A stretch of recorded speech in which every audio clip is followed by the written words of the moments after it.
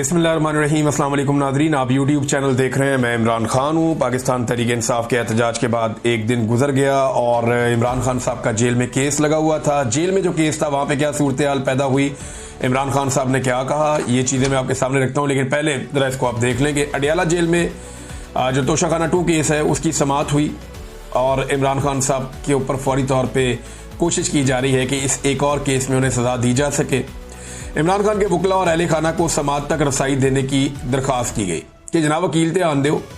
बल्कि इमरान खान साहब के वकील ने यह कहा कि जज साहब सलमान अकरम राजा साहब इमरान खान साहब के फोकल पर्सन हैं इन कानूनी मामलात में और मल्टीपल केसेस चल रहे हैं, उन्हें अंदर आने दिया जाए और दीगर वकला को आने दिया जाए। तो एक तो इमरान खान साहब के वकला और अहले खाना को समाअत तक रसाई देने की दरख्वास्त दी गई, जिस पर जज शाहरुख अर्जुमन ने जेल के बाहर मौजूद उस्मा खान को कमरा अदालत में बुलाया। इमरान खान के वकला सफाई सलमान सफदर और कौसीन मुफ्ती अदालत में पेश हुए। वकील कौसीन मुफ्ती ने नैब के गवाह पर जरा करने के लिए अदालत से मजीद वक्त मांगा, जिसकी स्पेशल प्रोसिक्यूटर उमर मजीद ने मुखालफत की और कहा कि जानबूझकर ट्रायल को तूल देने की कोशिश की जा रही है। इमरान खान की बहन कमरा अदालत में आ चुकी हैं, अब भी गवाह पर जरा नहीं की जा रही। जिन 2 गवाहों को बयान रिकॉर्ड करने के लिए तलब किया गया था वो भी मौजूद हैं। वकला सफाई वक्त पर कमरा अदालत में भी नहीं आते, इन्हें पाबंद किया जाए। दूसरी जानिब सलमान सफदर ने कहा कि अगर ऐसा ट्रायल करना है तो वो स्टेट कौंसल मुकर्रर करके फैसला दे दें, ना वकला आ सकते हैं ना अहले खाना और ना ही मीडिया। जज शाहरुख अर्जुमन ने जवाबन हौसला दिया है।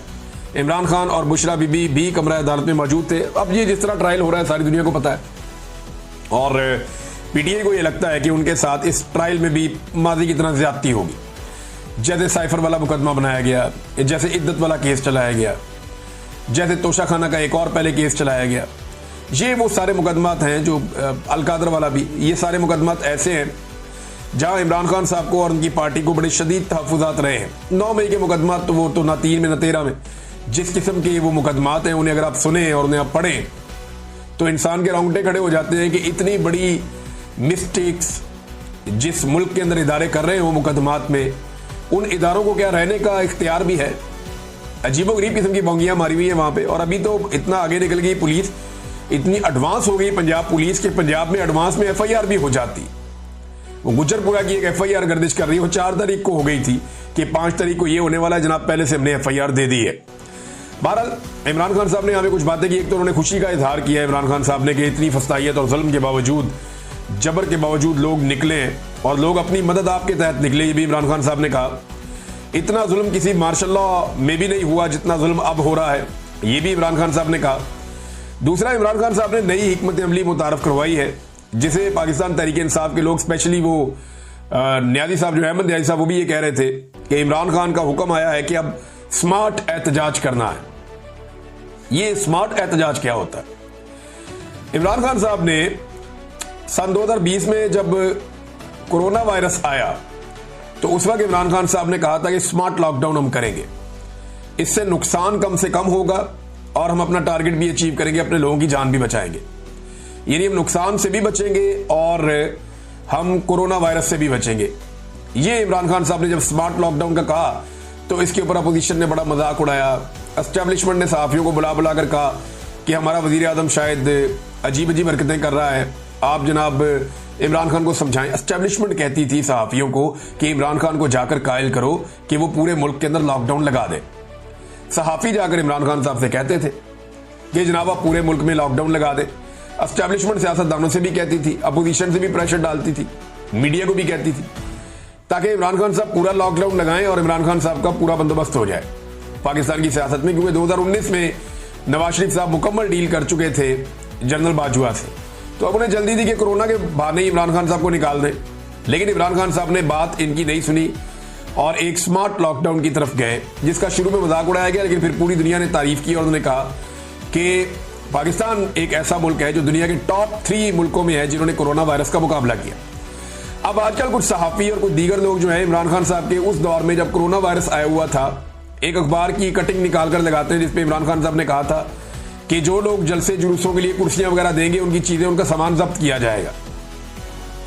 और वो सहाफी को लिखता है जी हम दायरों में घूम रहे हैं, कोई कह रहा है जी इमरान खान के दौर में भी ऐसा था, कोई कह रहा है जी याद माजी अजाब है यार। अब तो मैं सिर्फ याद दिलाऊं, कोरोना वायरस का दौर था। इमरान खान ने तो किसी भी जलसे की परमिशन देने से इनकार नहीं किया, बल्कि वो तो इन चीजों को बॉदर ही नहीं करते थे। कोई जलसा करना चाह रहा है, जुलूस करना चाह रहा है। जितने PMLN ने इमरान खान साहब के दौरे हुकूमत में जलसे किए, उनकी तो कोई माजी में मिसाल ही नहीं मिलती। जितने फजलुर रहमान साहब ने किए, पीपल्स पार्टी ने किए, इमरान खान साहब ने फ्री हैंड दिया हुआ था कि आपने जितने जलसे करने आप करें, लॉन्ग मार्चेस लेकर आने आप लेकर आए। ये जलसे भी करते थे, लॉन्ग मार्च भी लेकर आते थे। तो इमरान खान ने तो जमहूरी होने का सबूत दिया था।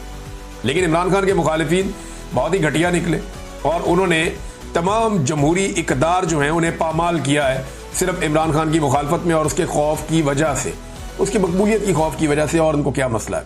इन्हें लगता है जब तक इमरान खान है या उसकी मकबूलियत है, सियासत में इनकी दाल नहीं गलेगी। तो वो जनाब, वो जो कटिंग जो है वो इस वक्त पेस्ट करके तो प्रोपेगेंडा किया जाता है, वो कोरोना वायरस के टाइम की है। और आज अगर कोई मना करता है तो आप उसके साथ इसका मुवाजना नहीं कर सकते। किसी की जान बचाने के लिए आप ये कह रहे हैं कि लोगों को आप इकट्ठा ना करें। बहरहाल स्मार्ट लॉकडाउन के बाद इमरान खान साहब ने स्मार्ट एहतजाज की कॉल दी है। वो ये कहते हैं स्मार्ट एहतजाज करें, यानी आपने गिरफ्तार नहीं होना और आपका अपना नुकसान नहीं होना चाहिए, लेकिन आप हुकूमत के नाक में भी दम करके रखें।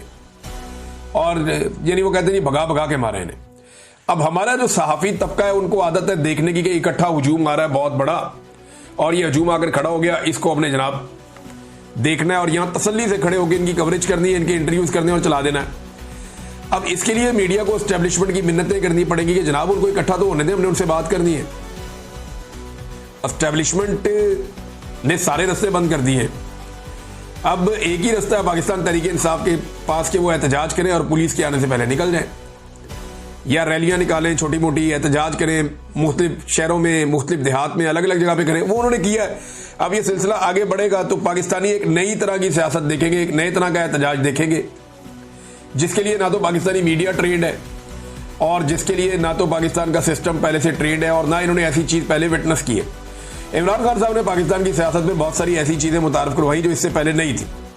सबसे बड़ा जो इमरान खान साहब का कंट्रीब्यूशन है पाकिस्तान की सियासत में, वो मिडिल क्लास को सियासत के अंदर लेकर आना है। मिडिल क्लास जो सियासत से अपने आप को इररेलेवेंट रखती थी, यहाँ पे एक मिडिल क्लास के अंदर मशहूर जुमला होता था, मैं तो बिल्कुल गैर सियासी हूं भाई मैं तो बिल्कुल सियासत में नहीं हूं भाई। यानी ये बड़ा फख्र समझते थे लोग के भी सियासत से मेरे से सियासी बात कोई ना करे, तो गाली समझते थे लोग इसको। तो इमरान खान साहब ने लोगों को इस तरफ तवज्जो दिलवाई, उन्हें लेकर आए और अभी वही मिडिल क्लास जो है वो गले की हड्डी बनी हुई है, ना वो निगली जाती है ना उगली जाती है एस्टेब्लिशमेंट से। ये मिडिल क्लास इतनी रेलिवेंट हो गई है कि बाकी सारे के सारे इररेलेवेंट हो गए हैं और ये पाकिस्तान चलाने वाले लोग हैं, तगड़े लोग हैं। भारत इमरान खान साहब ने अब स्मार्ट एहतजाज का हुक्म दिया अपनी पार्टी को और कहा जी भगा भगा के मारेंगे। और इमरान खान साहब का केस जो है वो अब 9 अगस्त तक मुलतवी हो गया है। इमरान खान साहब ने जो कारकर्दगी है कारकुनों की, उससे इमरान खान साहब ने कहा जी कि वो मुतमईन है। फिर एक और चीज जो इमरान खान साहब ने दोहराई है, बाद लोग इससे इख्तलाफ कर रहे हैं कि पाकिस्तान तहरीक इंसाफ को कोई भी मैदान खुला नहीं छोड़ना चाहिए, बल्कि जहां जहां पे ज़िमनी इलेक्शन होते हैं वो लड़ने चाहिए। मैदान तो वाकई खाली नहीं छोड़ना चाहिए और जहां ज़िमनी इलेक्शन होते हैं वो आपको लड़ना चाहिए। पॉलिटिकल पार्टी यही कर सकती है, मजीद एक्सपोज कर सकती है। लेकिन देखें अब ये करेंगे क्या?